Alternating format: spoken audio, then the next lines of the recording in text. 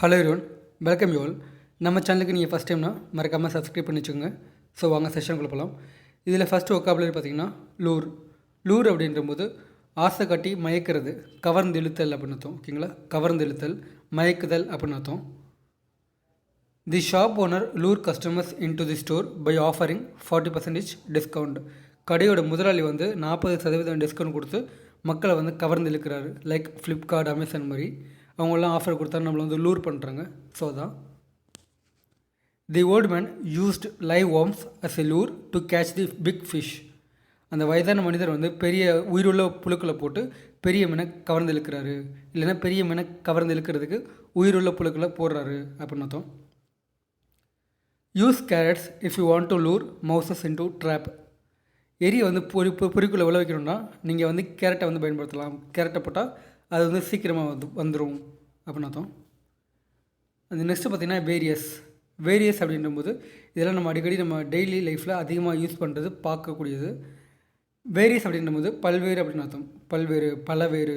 ஓகேங்களா, ஒன்றுக்கும் மேற்பட்ட, பல்வேறு அப்படின்னு அர்த்தம். I decided to leave this job for various reasons. நான் பல்வேறு காரணத்துக்காக இந்த வேலையை விட்டு போகிறதா முடிவு பண்ணிட்டேன். Try to think in various aspects. பல்வேறு கோணங்கள்லேருந்து இந்த விஷயத்தை நீங்கள் யோசிச்சு பாருங்கள். I have a various kinds of watches. என்கிட்ட பல்வேறு விதமான கடிகாரங்கள் இருக்குது, வாட்சஸ் இருக்குது. அதாவது ஃபாஸ்டாக் இருக்குது, சொனாட்டா இருக்குது, லைக் இந்த மாதிரி நிறைய பிராண்ட்ஸ் வந்துருக்கு அப்படி சொல்கிறது. ஓகேங்களா, அந்த நெக்ஸ்ட்டு பார்த்திங்கன்னா எங்கேஜ் அப்படின்றபோது ஈடுபடு அப்படின்னு அர்த்தம். ஈடுபடு. ஓகேங்களா, ஒரு விஷயத்தில் ஈடுபட்டுருக்குது. I have no time to engage in this argument. இந்த விவாதத்தில் பங்கு பெறதுக்கு எனக்கு வந்து ஈடுபடுறதுக்கு எனக்கு வந்து டைம் இல்லை அப்படின்னு சொல்கிறது.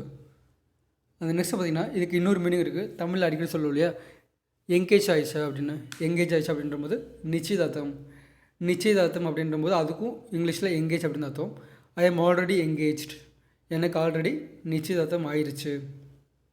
அந்த நெக்ஸ்ட்டு பார்த்திங்கன்னா his line is engaged, the seat is engage அப்படின்றபோது அவரோட லைன் வந்து ரொம்ப பிஸியாக இருக்குது அப்படி சொல்லுவோம் இல்லையா. பிஸி, எங்கேஜ் இது ரெண்டுக்குமே வந்து சேம் மீனிங் தான்.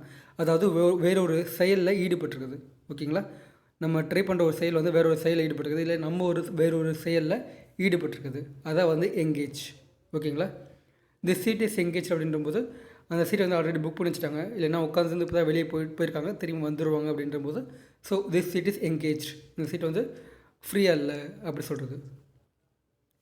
அந்த நெக்ஸ்ட்டு பார்த்திங்கன்னா செவரல் அப்படின்றபோது இரண்டுக்கும் மேற்பட்ட, அதாவது நாள் கணக்கில் சொல்கிறது.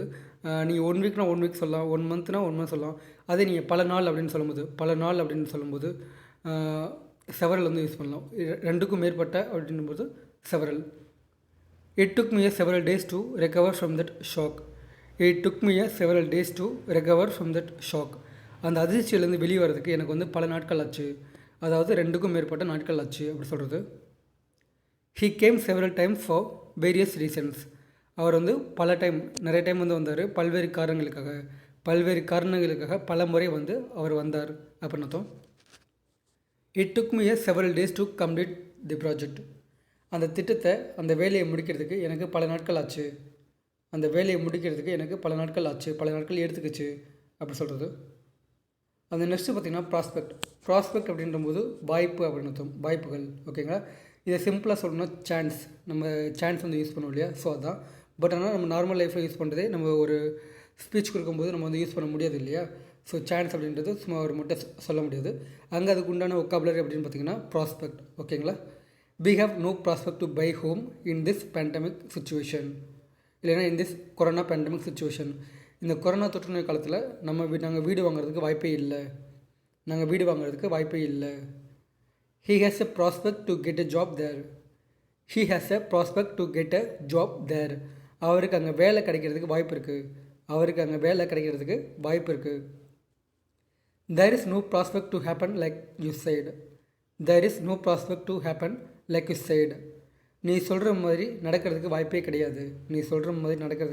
வாய்ப்பு இல்லை அப்படின்னு அர்த்தம். So and then that's it guys.